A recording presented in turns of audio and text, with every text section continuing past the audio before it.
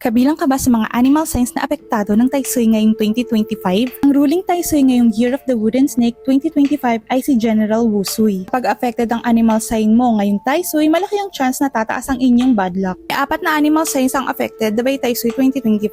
Ito yung Year of the Tiger, Snake, Monkey, and Pig. At kung kabilang ka sa mga affected signs na nabanggit ko ngayong Taisui 2025, ang Taisui amulet cards ay kakailanganin mo to block negative and bad lucks. May dalawa akong amulet card na marirecommend sa'yo. Pareho silang cleanse, blessed, and energized by our feng shui experts. Pareho lang naman sila actually, pareho silang mabisa. The difference between these two lang po is the quality material and the price. This one is made of copper metal. Kahit mabasa maupuan, hindi siya masisira kasi nga metal siya. This one naman is para siyang hard na karton. Goods din naman siya, wag niyo lang siyang babasahin para hindi siya masira. Regardless of your animal year sign, pwede mo siyang gamitin kasi ako dragon ako eh. So meron ako nitong dalawa. Yung metal card nakalagay sa wallet ko, yung isa naman sa likod ng cellphone ko. Kaya para maiwasan mo na rin ang money loss, pagkagipit, lugi, Taisui amulet card ang makakatulong sa'yo.